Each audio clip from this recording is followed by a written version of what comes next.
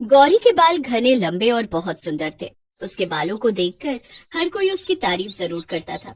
पर शादी के बाद गौरी के लंबे बाल घूंघट में छुप जाएंगे, ये उसने कभी नहीं सोचा था। गौरी की सास यशोदा देवी बहुत ही पुराने ख्यालों की थी। उनके घर में घूंघट करना बहुत जरूरी था। देखो बहू, हमारे घर में घूंघट बहुत जरूरी है। तुम्हारे घूंघट का तुम्हें खुद ध्यान रखना है। सिर से बिल्कुल भी नहीं सरकना चाहिए। बड़ी बहू भी हमेशा घूंघट में ही रहती है। अब सास की बात को भला गौरी कैसे टाल सकती थी? वो इस घर में नई थी। उसने घूंघट में ही हाँ में सिर हिला दिया। यशोदा देवी कमरे से चली गई। सच कहूँ तो मुझे तुम्हारे लिए बहुत बुरा लग रहा है गौरी। मैंने सुना था तुम्हारे बाल बहुत लंबे हैं, जमीन छूते हैं। पर अब इन लंबे बालों का कोई फायदा नहीं। तुम्हें तो इनका जूड़ा बनाकर अपने लंबे बालों को घूंघट में ही रखना है। माफ करना, मुझे हंसी आ गई। अच्छा, मैं चलती हूँ। तभी गौरी का पति सूरज आ जाता है। आप तो मुझे झूठी कहते थे कि आपको मेरे लंबे बाल सुंदर लगते हैं। अब देखो ना, मेरे ये लंबे बाल तो घूंघट में रहते हैं। आप तो बेकार ही तारीफ करते रहे। मेरे बाल तो अब हमेशा घूंघट में ही रहेंगे। तुम खुश नहीं हो ना गौरी मुझसे शादी के बाद? सूरज थोड़ी उदासी के साथ ये बात कहता है।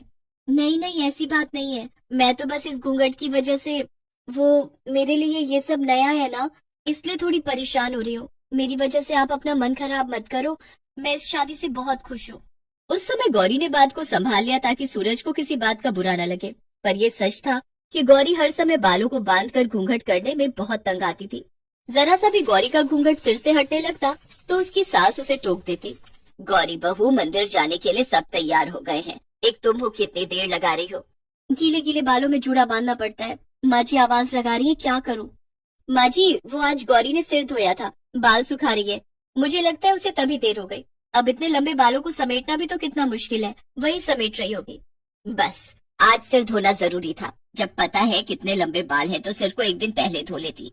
पता नहीं आजकल की बहुएं बड़ों की बातें कब मानेंगी। अब जाओ और बोलो ढंग से घूंघट करके आएगी। मंदिर में बहुत से लोग होते हैं। गौरी जल्दी जल्दी गीले बालों को बांधकर जूड़ा लपेट लेती है और सिर पर पल्ला कर लेती है। अक्सर ही गौरी को ऐसी परेशानियों को झेलना पड़ता था।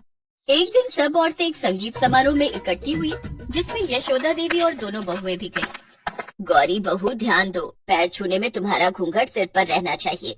संगीत समारोह में जरा सा भी हटा तो सबके बीच में बात बनेगी। देखो, बड़ी बहू ने कितनी चिमटी लगाई है, उसका घूंघट जरा सा भी नहीं खिसक सकता। ये क्या, तुम एक ही पिन लगा कर आ गई हो? जरा सी देर में तुम्हारा घूंघट हट जाएगा और जूड़ा खुल जाएगा। अरे यशोदा बहन, आओ आओ, आज तो नई बहू भी आई है। सुंदर लग रही हो बहू। गौरी बहू, इनके पैर छू लो, इन्हीं की पोती की शादी है। हमने तो सुना था छोटी बहू के बाल बहुत लंबे हैं, पर घूंघट में तो कुछ दिखाई नहीं दे रहा। अरे मैंने ही कहा है बहू से, वो क्या है ना, घूंघट में बालों को नजर नहीं लगता। ठीक ही है, बहुओं को घूंघट में रहना चाहिए। सब औरतें गाने बजाने में लग जाती हैं। सभी बच्चों के साथ खेलते हुए एक बच्चा, जो उसी फंक्शन में आई एक महिला का था, वही पास में बने कुएं में गिरने लगता है। मम्मी, मोहित कुएं में गिर गया। उसने कुएं में ईंट को पकड़ा हुआ है, वो पानी में गिर जाएगा। क्या? मेरा बच्चा, मेरा मोहित कुएं में गिर गया। मोहित, मोहित! सब औरतें चिल्लाने लगी। किसी को भी कुछ समझ में नहीं आ रहा था। तभी गौरी दौड़ती हुई कुएं के पास जाती है। उसके पास अब एक ही रास्ता था। वो जल्दी से अपना घूंघट हटाकर अपना जूड़ा खोलती है और अपने बालों को कुएं में गिरा देती है। मोहित बेटा, मेरे बालों को कसकर पकड़ लो, मैं तुम्हें ऊपर खींच लूंगी। मजबूती से पकड़े रहना, मैं तुम्हें गिरने नहीं दूंगी। गौरी के बालों में भयानक दर्द हो रहा था, फिर भी उसने कोशिश से मोहित को कुएं से बाहर खींच ही लिया। सब औरतें गौरी को देख रही थी। गौरी के बहुत सारे बाल टूट चुके थे, पर मोहित ठीक था, इस बात से गौरी को तसल्ली थी। गौरी बहू, आज तुम्हारे लंबे बालों की वजह से मेरे बच्चे की जान बच गई, वरना हम सब तो कुछ नहीं कर पाते। तुम्हारा बहुत बहुत शुक्रिया गौरी, तुम बहुत साहसी हो। अरे तुम्हारे तो बहुत सारे बाल टूट गए, दर्द भी हो रहा होगा। कोई बात नहीं, मैं थोड़ा गरम तेल लगा लूंगी तो ठीक हो जाएंगे। और फिर बालों का क्या है, टूट गए तो कोई बात नहीं है, दोबारा आ जाएंगे। क्षमा करना माँ जी, वो मोहित को बचाना बहुत जरूरी था, इसीलिए मैंने घूंघट। रहने दो बहू, घूंघट करने की कोई जरूरत नहीं है। तुम्हारे बाल ऐसे ही अच्छे लगते हैं।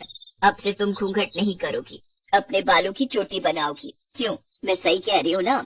हाँ, तुम्हारे बाल बहुत सुंदर है, इन्हें तुम ऐसे ही खुला छोड़ो। आंटी के बाल तो बिल्कुल रस्सी जैसे हैं। मैं इन्हें पकड़कर ऊपर आ गया, नहीं तो मैं कुएं में गिर जाता। मम्मी, मेरा बच्चा। सब औरतें गौरी की बहुत तारीफ करती हैं। उस दिन के बाद गौरी ने बालों को घूंघट में छुपाना बंद कर दिया। वो अपने बालों की सुंदर चोटी भी बनाती और उन्हें खुला भी छोड़ती। अब उसे लंबे बालों के लिए कोई रोक टोक नहीं थी। यशोदा ने अपनी दोनों बहुओं